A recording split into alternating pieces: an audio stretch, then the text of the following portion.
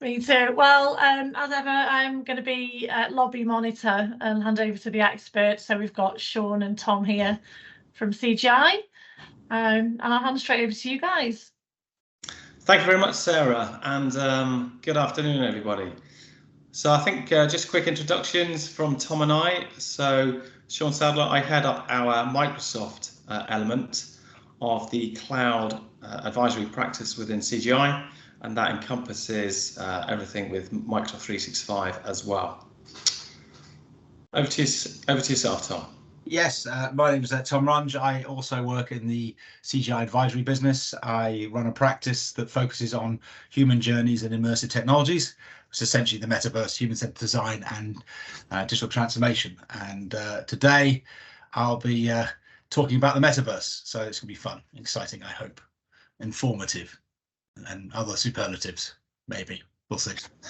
I jump in before we forget that the chat room isn't working, unfortunately. So if you raise a hand, if you want to kind of chip in at any point, otherwise there'll be Q&A at the end. Just a reminder. Fantastic. Okay. Should we kick off, Sean? Yeah, absolutely. So hopefully you can see my screen. Yeah, agenda slide. Yeah. Okay, brilliant. Let's move on. So I'm going to pass over to yourself, Tom. Yeah, fantastic. Okay, well, I think we've got about, just to give everybody a sense of what we're going to do, Sean and I will talk for hopefully no more than half an hour. I can be a bit verbose, so I'll do my best to not say too many words. And then we'll open up the floor for the big Q&A session and have a bit of a debate, because the one thing we can say is that we don't have all the answers at all. And my experience over certainly the last year and a half is that these conversations are super important and extremely interesting, and often we get some really interesting outputs and outcomes from these conversations and fielding what other people view about these types of technologies and how we use them. I think I want to start when we talk about the metaverse and talk about the metaverse problem, and I think the challenge here is a question about definitions. Because I think if you ask 20 people what the definition of the metaverse is, you will get 20 answers. And of those 20 answers, a large chunk of them will be very similar. And I think that's to do with what I'm calling the Mark Zuckerberg problem, in private anyway, because I don't want to get sued. But it's essentially the idea that certainly from the perspective of the general public, that it is a recreation of Facebook in a virtual world, a persistent virtual world where we'll socialize and work and interact, and that's kind of the sort of, let people in, and that will be the sort of the dystopian or utopian future of the metaverse. Now, whether you agree with that or disagree with that, it's certainly, I don't think that's essentially something that's going to be around pretty soon. I think we've got at least 10 years before we get anywhere near there in terms of that type of idea. But in terms of having a practical conversation right now about the use of immersive technologies, it's a term. The term metaverse is far too nebulous with conversations with clients to talk about solving real world problems. Sean, if you want to go to the next slide. Sean, could you just put the next slide on? Oh, there you go. So in terms of the actual term, the metaverse, I think, and it's certainly worth talking about this now, is I think the term metaverse will probably be redundant in 10 years. And by that, what I mean is, from the general public's perspective, the term metaverse will be synonymous with the term the web, and people will be, as it were, expected to use immersive technology as part of that online experience. And online experience will also be another redundant term, because I don't think people will be online or offline. I think there'll be a persistence for all of us. You know, as we interact with systems, as we browse, as we transact, and so on, data will be captured and associated with us, and that will be a persistence thing that we'll have, 10 years from now. That's just be what it will be like. So in terms of, for practical purposes, what do we do? Well, next slide. We have a working definition for the metaverse. This is one we use at CGI, and the only thing to say about this is it's probably wrong.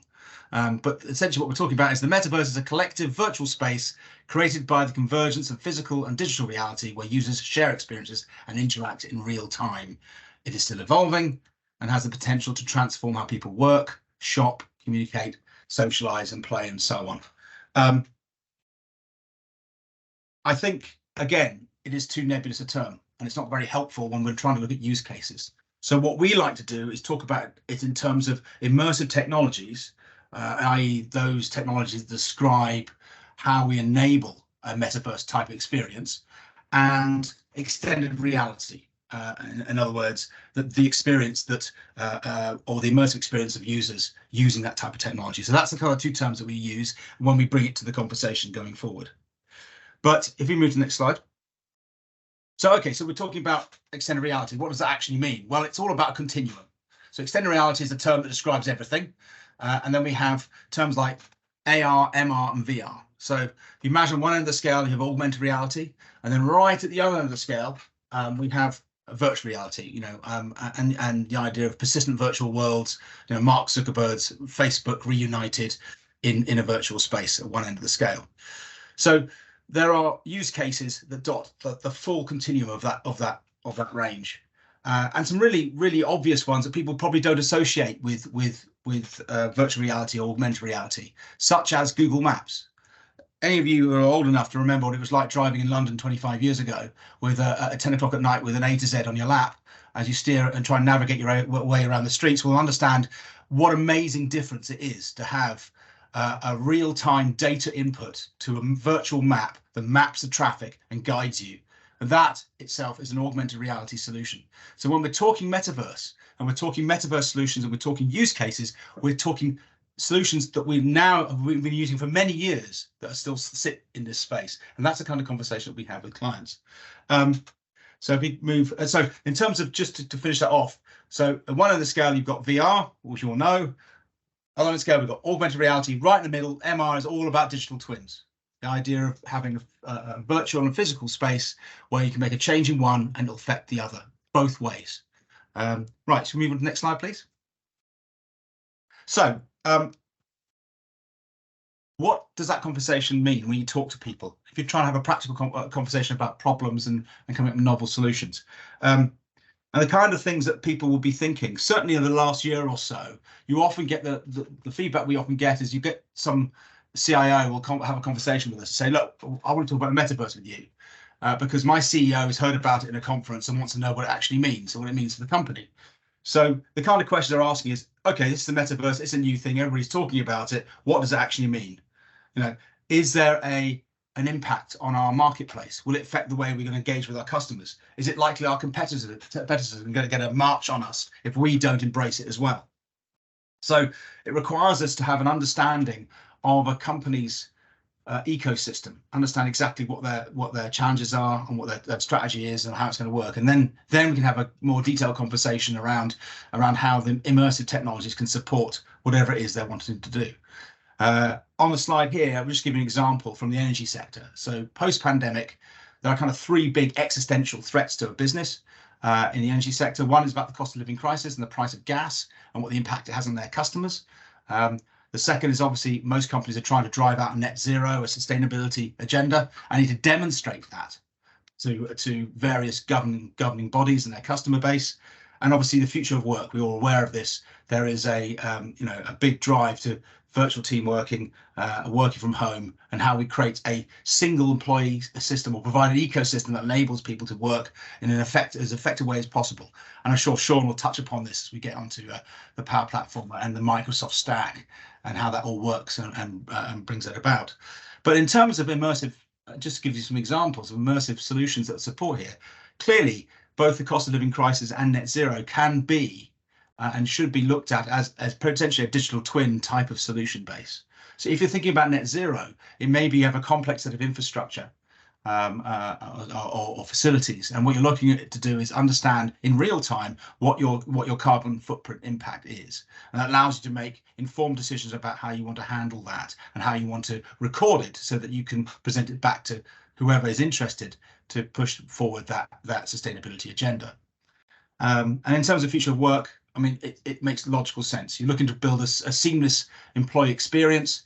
You want to be able to support people working remotely. How do we make that an immersive experience that absolutely supports people working virtual teams? Okay, so where are we here? Next slide, please. So how do we do this? How do we have that conversation? What do we talk about? So what we do at CGI is probably approach this in a way of saying something along the lines of we embrace, like any disruptive technology, we embrace the potential of that technology.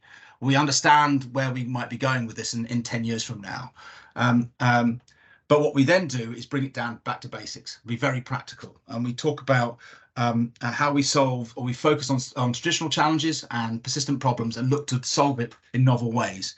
And these 8 themes I've got on the slide in front of me to cover some of the topics of conversation we might have. And these range from obvious immersive technology solutions like learning and development. Clearly, immersive training solutions absolutely change in a positive way the outcomes of learning.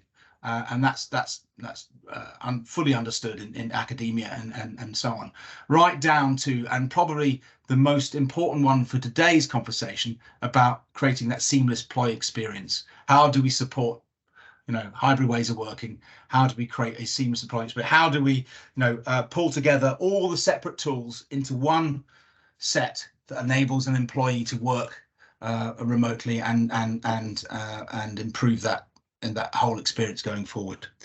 And I think that's probably all I want to say at this moment in time around how we create use cases and how we drive those out in terms of the metaverse, and pass over to Sean. We can touch upon the Power Platform, and then we can sort of start merging these two together in terms of the conversation.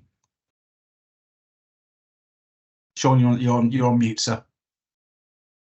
I knew that. I was just testing. So okay, thank you for that, Tom. Much appreciated. So hopefully now you have a good overview, and I think every time I listen to Tom, I pick up something new, actually. So so good overview of the metaverse and immersive experiences, and how does this relate really to the Power Platform? And that's obviously the section that I'm going to be talking about now, if it lets me. So Microsoft, in this space, obviously the Power Platform itself introduced low code, and this really brought about democratization really of technology, and it made it then so that organizations weren't completely reliant on IT to produce something.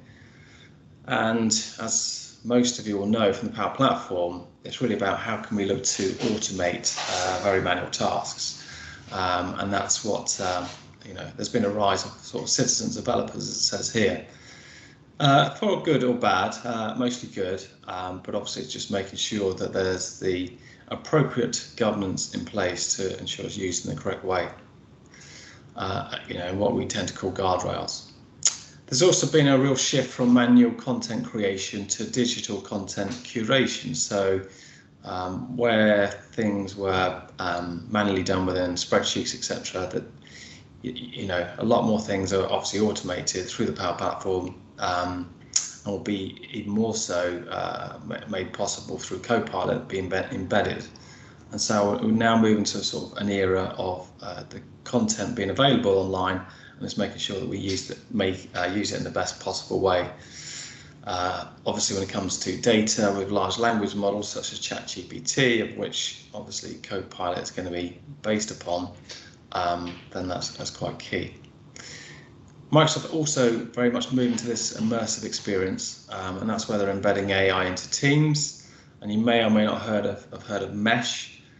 This is something that is going to be coming out in the not too distant future, and it's really looking to take Teams that step further than it is today, in that the collaboration that it provides to companies.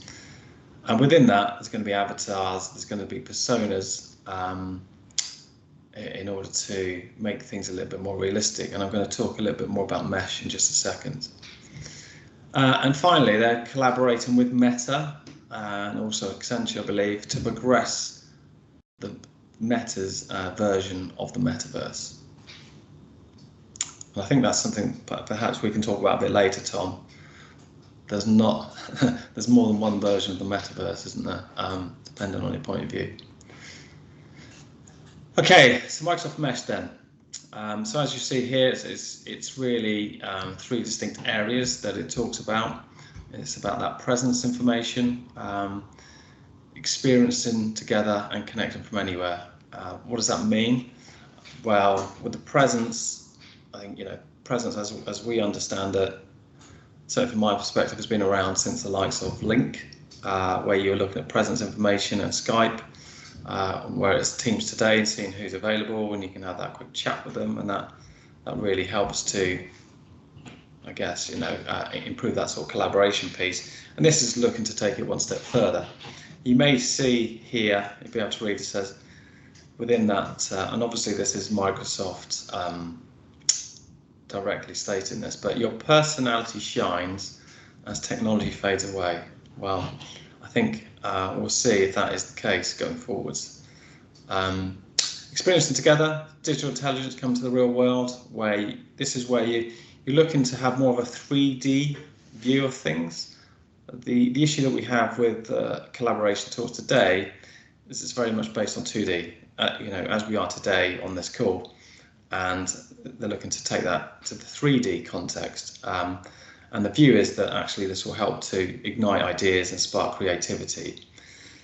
Something that I was involved in recently, a recent panel debate on hybrid working, which obviously this is quite key to the future, was that productivity has increased with people being able to work a bit more flexibly, working from home, etc., and not spending hours stuck in traffic. But the downside to that is that organisations feel that creativity has been lost because you don't have that.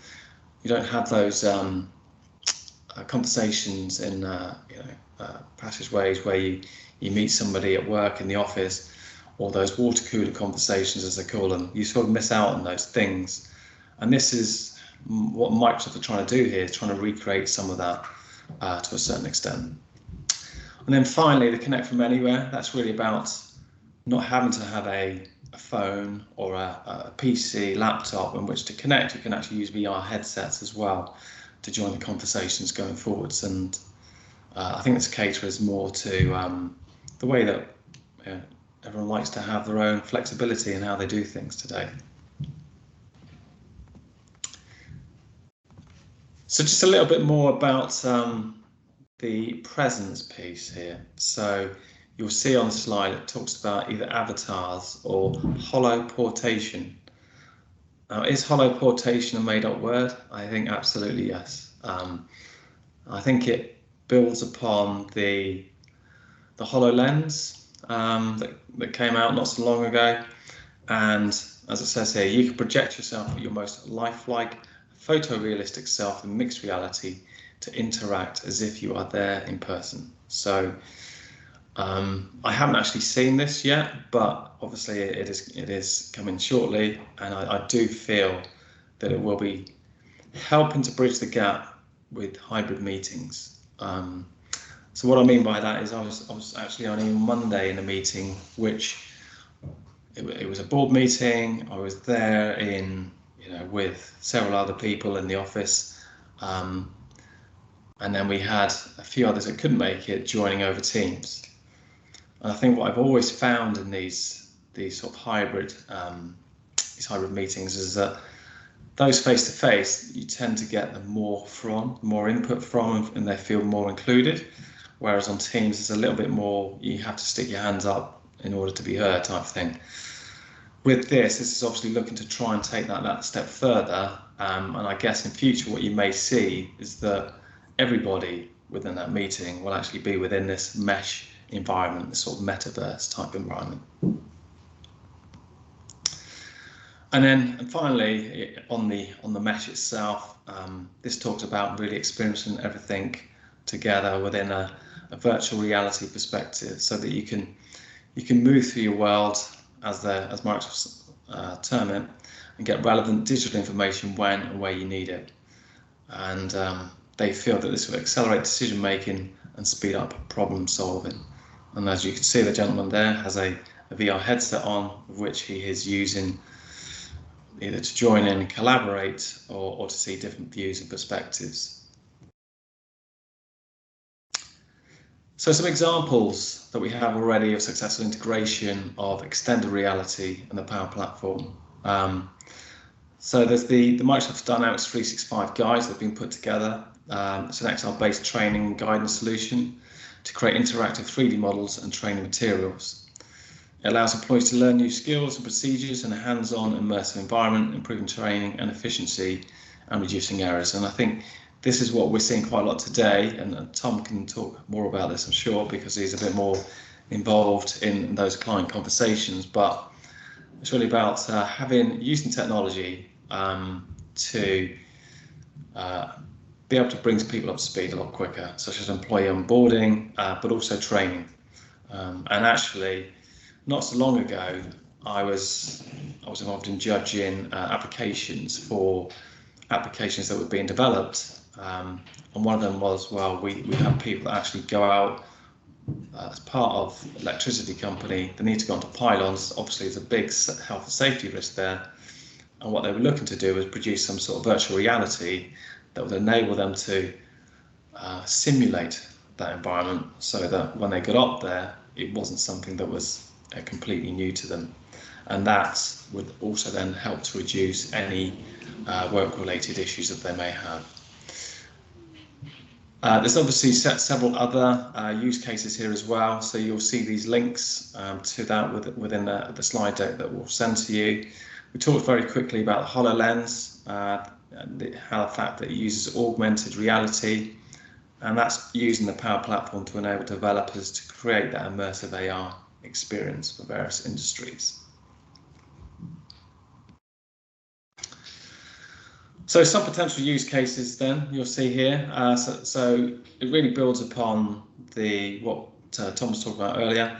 You have this knowledge acquisition. So I think we all have our own ways really of learning and being brought up to speed on things. And what we're saying here really with the sort of Power Platform, the immersive technologies, mesh, etc., it's how you can combine these depending on what your learning style is. A lot of people actually prefer hands-on, and they get up to speed a lot quicker when they have that capability. So this is something that will really allow you to do that. It's also about familiarization, so you can transfer expertise, you can accelerate the learning, gain that implicit knowledge, and you'll see here that one of the ways in doing that is doing some sort of gamification, so you can do very much like aircraft simulators when pilots are learning to fly. And then finally, there's remote operations. So something that CGI has been very much involved in is a co-pilot of their own, before obviously Microsoft's co-pilot came along. And this is really helping to provide remote assistance for not so experienced technicians working on, say, aircrafts that if they're not really sure what to do, what they're looking at, they can be coached remotely using augmented reality.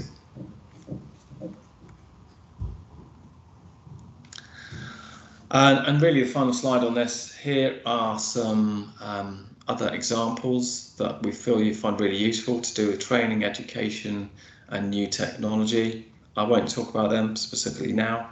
Hopefully this has sort of whetted your appetite a little bit, and if you have any questions then please feel free to surface them now.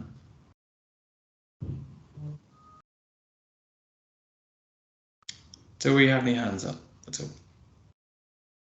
I can ask you one, Sean, if you like. Okay. I would just, from the perspective of, just from the point of view of CGI, obviously I'm super interested. We have a large number of clients who use the whole Microsoft platform space. What's the current view from the clients about immersive technologies and whether or not it would be useful for them? Is that something they're talking about, or is it something they haven't yet realized is a potential opportunity?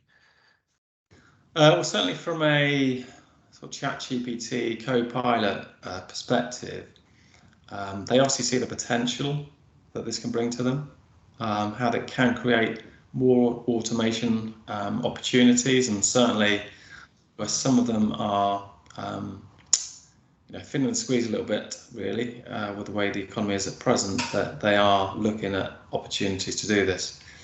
However, they do have a concern that if this is done in because obviously everyone has access to ChatGPT now.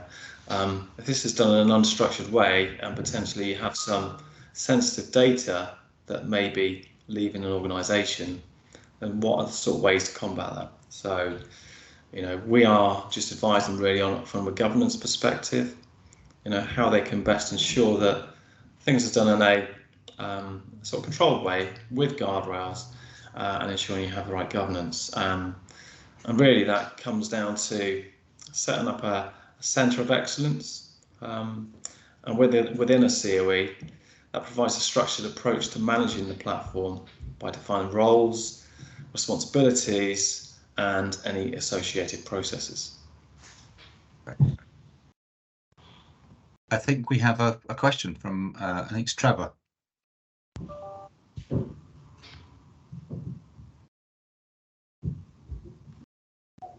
So Trevor, would you like to come off mute and ask a question?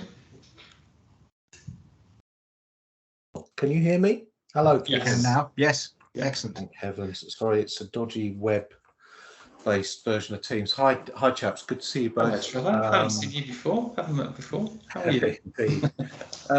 So, question for the great discussion, and it's nice actually to talk about the metaverse, because one of the things that I've noticed is that it feels, if you're familiar with the Gartner hype cycle, yeah, it feels like this time last year, off the back of Zuckerberg's rebranding and then everything, metaverse was right up there.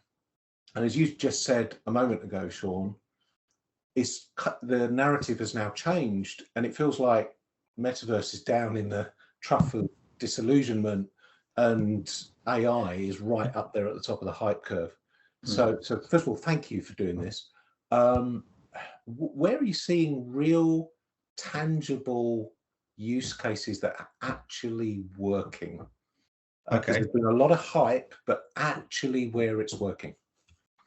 Should I answer that one, Sean? I think so, Tom. Yes, please. It's probably me. So my thankless task for the last year and a half has been absolutely that, is to have those kind of conversations. So all the slides I showed are kind of how we approach this conversation. So in terms of real practical solutions, clearly learning and development is a big one. There is a lot of, as I said, I sort of touched upon it. There's a lot of studies that demonstrate that immersive training is absolutely a target for that kind of thing. And it's worth going back to that previous slide, Sean. If you just want to go back, is it 2 slides?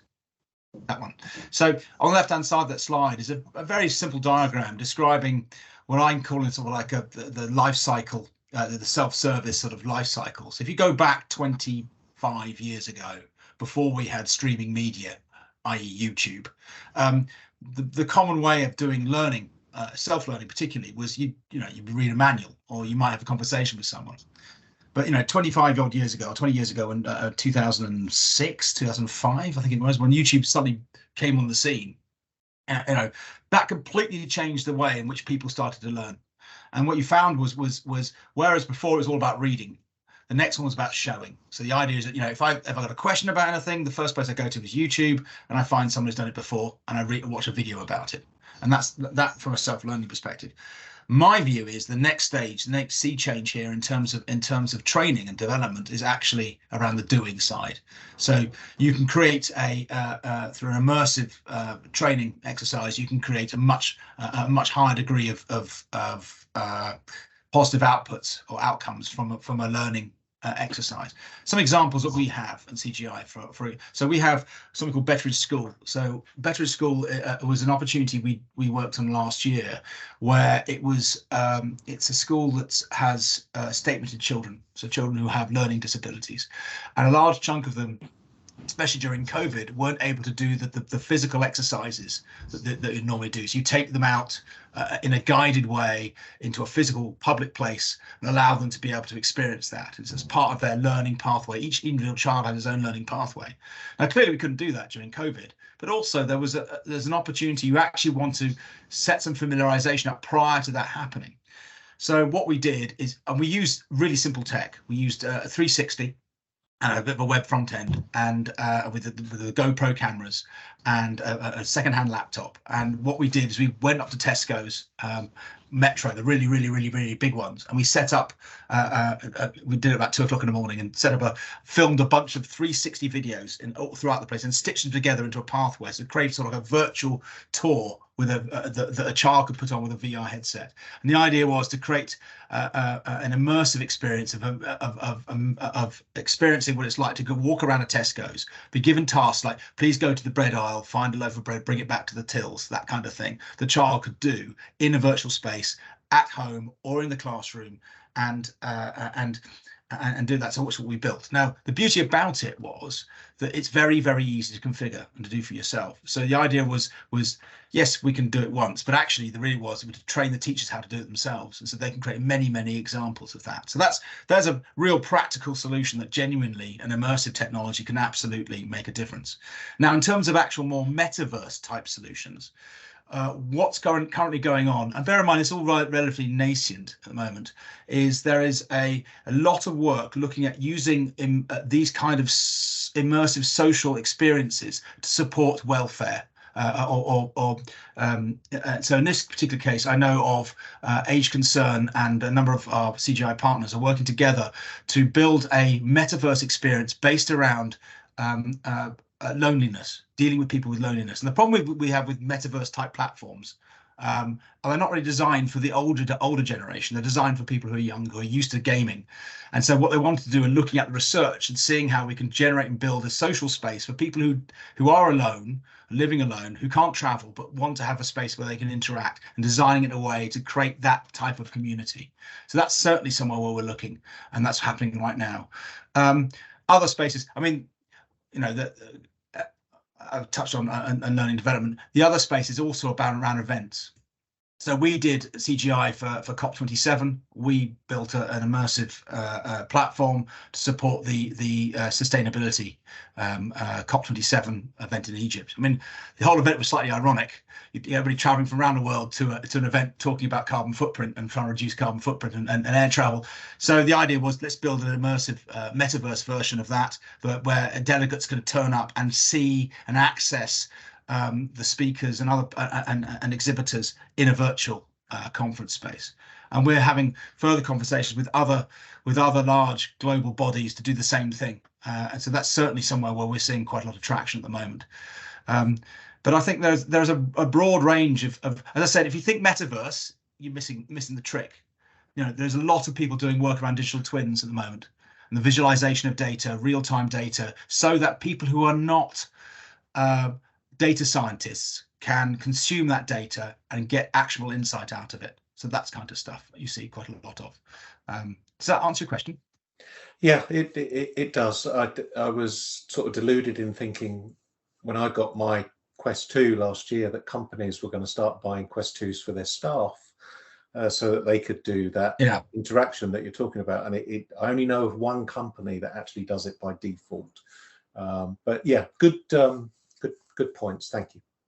Yeah, just I'll add one final point to that, actually, Trevor, was to say that we at CGI were doing onboarding of new staff using a virtual space.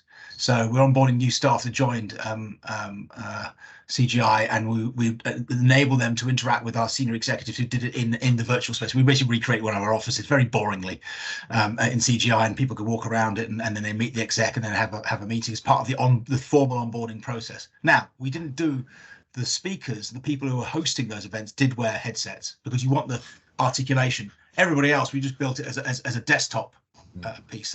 So you imagine you're on board into CGI, you're working from home, you receive a nice big package a week before you're on board, you got your laptop, your mobile phone, and then with that you can connect to the virtual space and then have the onboarding experience. And it's, you know what, it's not bad actually on a 2D screen, certainly from the point of view of having that conversation and engagement. It's different from Teams. I mean, sometimes Teams is best, but sometimes it's not. It just totally depends on the use case and what you're trying to achieve. Thank you. Okay, thank you. Oh, haven't got any more? I think that was Trevor. Yeah, thank you, Trevor. Any other questions at all, anybody? Okay. Well, I have a quick question. Sean, whilst- sorry. Sorry, Sarah. I have a question as a non-techie, Sure. so I don't know a lot about the kind of security around this kind of thing. So obviously with Teams, it's us sitting here now. But if we were all kind of avatars, how sort of hackable is this? When we talk about politicians meeting up, is there a case of could people kind of use a false identity?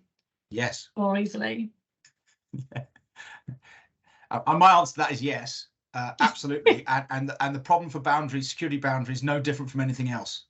I actually think it's going to be significant. I'm not sure how it's going to work in the future, because I think actually persistence is going to be an absolute problem, and biometrics and understanding, proving who with deep fakes and AI now, it's very hard. It's very hard to. You'll get to the stage where it'll be very hard to differentiate. Am I talking to the real Sean Sadler, or is he really just a facsimile of the real Sean Sadler? You know, we just don't know, right? So at the moment, it's not. You know, the uncanny valley is still there, but it won't be long till such a time as that's going to be a real problem. In terms of any immersive experience where you've got delegates coming in, you have to apply the same identity management boundaries as you would do for any other system, like for Teams. All those things have to be in place. Otherwise, people will represent. You know, you don't want to create false impressions of people. I mean, Sean, unless you've got anything to add to that, I think my view is exactly the same as everything else. Yeah, ultimately, it's around identity and access management, as you say. Ultimately, you know, it is. I think, you know, potentially it does, Sarah. I think especially now with AI, as we know, you probably heard on the radio the other day about the was it the Drake record video that was put together by AI, which was, you know, a great likeness. So, as you say about deep fake and everything as well, Tom, I think. Yeah, you know, it's becoming cleverer and cleverer these days in that respect. So, but it is about, if you look at how identity and access management is carried out and how people are able to access certain materials, it's just making sure that you still continue to maintain those. So it's about, and that also includes having multi-factor authentication. You know, so something something you own. You know, and a third element as well. You know, so if you have all those three in place, then, you know, the password, say for instance, then that makes that a little bit more difficult. But certainly, you know, you can get some impersonations, etc. I would add an interesting take on this about Microsoft, actually, and I think this is why this kind of conversation is interesting, is that Microsoft already has a beachhead here. You've already got existing platform with persisting, you know, access control systems in place to handle the thing. So if you are thinking about creating an immersive experience where people are meeting other people in a virtual space, if the mesh integration enables the use of this immersive type of experience, then it's already whitelisted. You already have an opportunity to be able to deploy this and test it out, knowing that the existing Microsoft infrastructure and configuration is there to support that. Whereas if you go down a third-party route, suddenly you've got all of that to build in place. It's kind of what my view is. Yeah, and it sort of allows Microsoft to dominate again, doesn't it? Because it does, and it's very clever, right? So here's another view I have. So Microsoft stopped doing its work on AltSpace VR. Which was their platform that they procured few years back. They dropped and they made all the teams, they decommissioned the teams. They're now focusing heavily on mesh. That's an integration set of APIs. So what they're doing, they're not want to fight a battle with Meta. They'll integrate with Meta, and Meta will invest heavily on their platform, and Microsoft's just going to integrate with it. Now that's, to me, it's a very sensible strategy for them. You know, because they've got the productivity suite, they've got the customers, they're already in terms of a corporate product thing, and they're already in terms of the security piece, and all they need to do is connect and make sure that all those necessary Microsoft services that enable employees to work in a safe and secure manner are applied to the metaverse via the mesh integration there. I'm assuming that is what they're doing, and I apologize if I don't know the answer to that one, but yeah, no, absolutely, you know, and that's the same very much with the Centre of Excellence of the Power Platform, and it will just be an extension of that. security and policies, the relevant policies to implement to ensure that, I was just going to say that I think it's probably well known that in the past, I don't think Microsoft or they weren't renowned, I guess, for the great security, and I think they really developed a reputation, and over the last few years they have ensured that they really step up to the plate in that respect. So, security is quite a key aspect for them, and actually they're also embedded in Copilot, OpenAI into their security product now as well. So Microsoft Sentinel within Azure. So yeah, I mean, I think, as we know, whatever new technologies come out, such as cryptocurrencies, etc., there's always someone out there that's going to try and exploit it for their own aims. But all you can do is just try to ensure that you implement the correct governance, appropriate governance, to minimise that.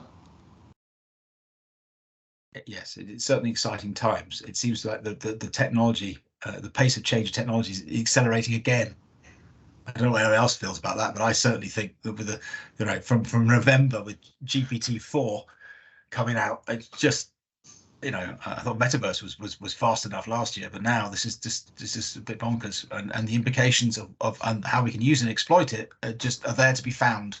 We're not quite there yet. We don't really know what the implication will be going forward.